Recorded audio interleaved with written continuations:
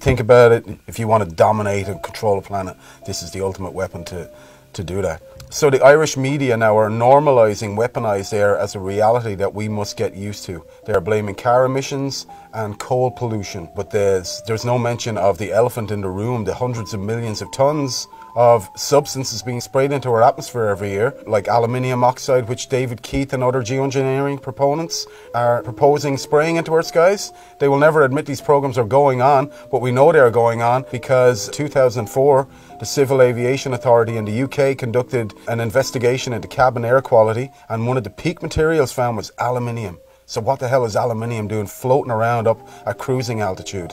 So now Monsanto miraculously have an aluminium-resistant seed that can grow in aluminium-contaminated soil. Why would they have? And now Monsanto have recently bought a bee research company called Biologics in 2012.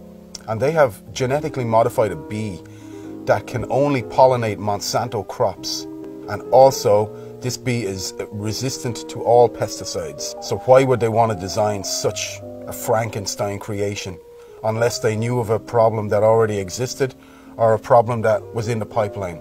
Dementia now is the biggest killer in women in the UK. And what's the main cause of dementia? Aluminium accumulation in the brain cells. Once you find out this is going on, you understand that the air you breathe is being compromised. Things don't get any worse than that. You're standing at the end of the plank, what else do? You got to take action, otherwise you are condoning what's going on. Silence is compliance.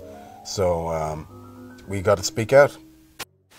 The Army's need to know more and more about weather that surrounds this planet is a vital part of the expanded research program of atomic weapons. We all talk about the weather. The Army is doing something about the weather. Using Schaefer-Langmuir techniques, the Army Signal Corps and Office of Naval Research began conducting many of these experiments. In 1947, Project Cirrus expanded to test cloud seeding on a hurricane traveling eastbound 350 miles off the coast of Jacksonville, Florida.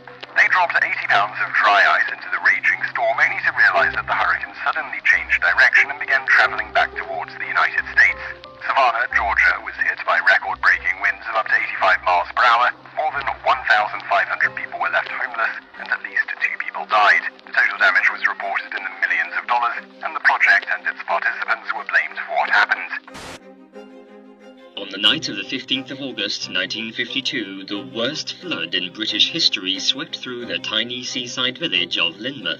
90 million tons of water devastated the area, killing 35 people and leaving over 400 homeless. 40,000 tons of boulders were dragged off the moors, destroying houses and cars. Reporters spoke to squadron leader Len Otley. He confirmed that he worked on Project or Operation Cumulus, which was also referred to as Operation Witch Doctor. In 1962, during the Vietnam War, American forces responded with Operation Ranch Hand. Over the next 9 years, spraying an area about the size of Massachusetts with defoliants, the most notorious being Agent Orange. Large swaths of Vietnam were left barren.